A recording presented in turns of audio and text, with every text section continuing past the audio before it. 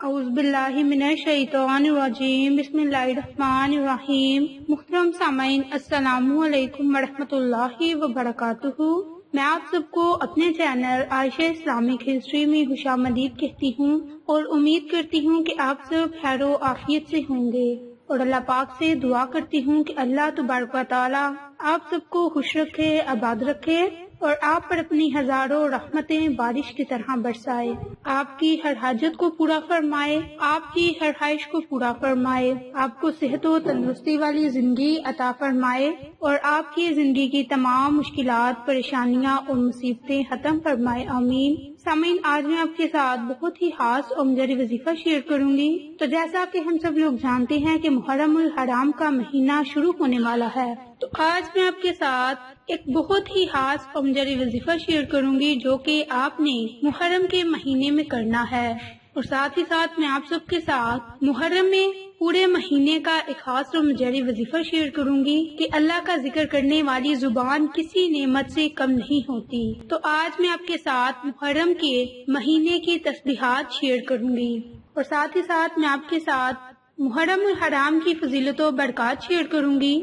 اسلامی سال یعنی کہ قمری سال یا سن ہجری سال کا پہلا مہینہ محرم الحرام کا بڑا ہی بابرکت مقدس مہینہ ہے۔ اس مقدس مہینے میں ہجری سال تبدیل ہوتا ہے اور اللہ پاک یہ نیا اسلامی سال پورے عالم اسلام اور بالخصوص وطن عزیز پاکستان کے مسلمانوں کے لیے ترقی اور کامیابی کا سال ثابت ہو، اور اللہ اس نئے سال میں سب کو اپنی حفاظت اور امان میں رکھے اور آنے والی آفات اور حادثات سے ہم سب کو محفوظ فرمائے، اور یہ نیا اسلامی سال ہمارے لیے خوشیاں لائے۔ ہمارا اہل ایمان ہونے کی حیثیت سے یہ فرض بنتا ہے کہ جہاں تک ہو سکے اپنے اموار میں اسلامی تاریخ کے مہینوں کو لکھا کریں۔ تو لفظ محرم حرم سے محفوظ ہے، جس کے معنی عزت اور احترام کی ہے۔ محرم کو محرم اس لیے بھی کہا جاتا ہے کہ اہل عرب اس مہینے میں اپنی تلواریں میانوں میں ڈال دیتے ہیں اور لوٹ مار، قتل و غارت سے رک جاتے ہیں۔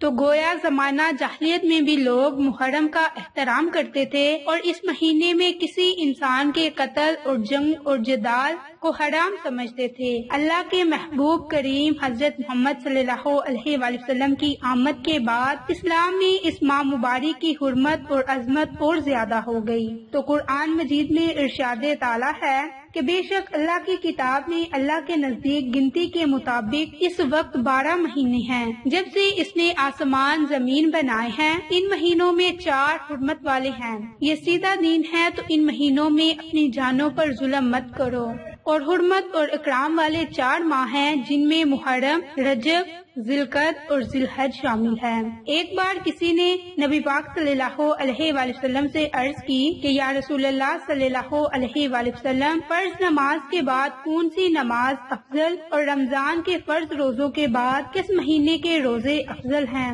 تو نبی پاک صلی اللہ علیہ وآلہ وسلم نے ارشاد فرمایا کہ فرض نماز کے بعد سب سے افضل نماز تہجد ہے، اور رمضان کے فرض روزوں کے بعد سب سے افضل روزے محرم الحرام کے ہیں۔ تو مولائے کائنات سیدنا حضرت علی شیر خدا رضی اللہ عنہ سے کسی نے پوچھا کہ ہمیں رمضان المبارک کے بعد کس مہینے میں روزے رکھنے چاہیے؟ کہ آپ نے فرمایا کہ میں نے صرف ایک آدمی کو نبی پاک صلی اللہ علیہ وآلہ وسلم سے یہ سوال کرتے ہوئے سنا تھا، اس وقت میں آپ کی خدمت اقدس میں حاضر تھا۔ تو نبی پاک صلی اللہ علیہ وآلہ وسلم نے فرمایا اگر تو رمضان کے بعد روزہ رکھنا چاہے تو محرم کا روزہ رکھ، کیونکہ یہ اللہ کا مہینہ ہے، اس میں ایک ایسا دن ہے جس میں اللہ نے کچھ لوگوں کی توبہ قبول فرمائی اور کچھ لوگوں کی توبہ قبول فرمائے گا۔ اور ایک اور جگہ ارشاد فرمایا کہ جو شخص محرم الحرام میں روزے رکھتا ہے تو اسے ہر روزے کے بدلے 30 روزوں کا ثواب ملتا ہے۔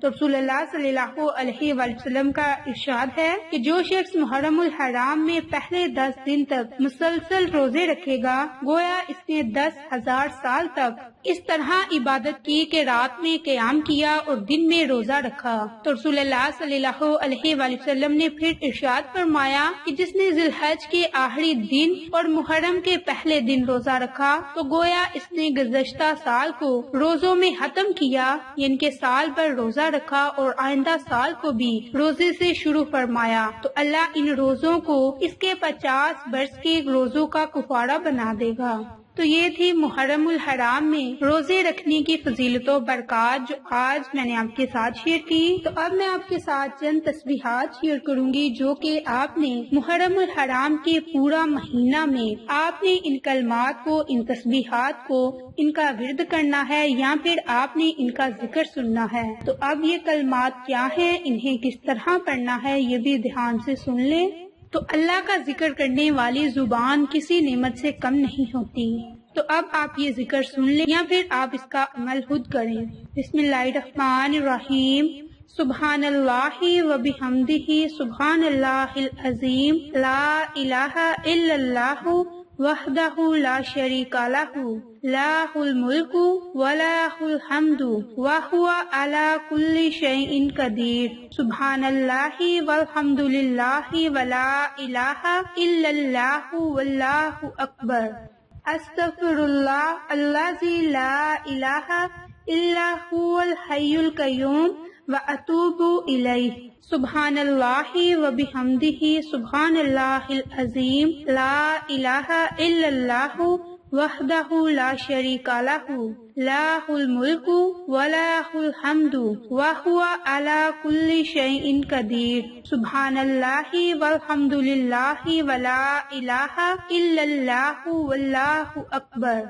استغفر اللہ الذی لا الہ الا هو الحی القیوم واتوب الیہ، سبحان اللہ و بحمدہ سبحان اللہ العظیم، لا الہ الا اللہ وحدہ لا شریک لہ، لہ الملک ولہ الحمد وہو علی کل شیء قدیر، سبحان اللہ والحمد للہ ولا الہ الا اللہ واللہ اکبر،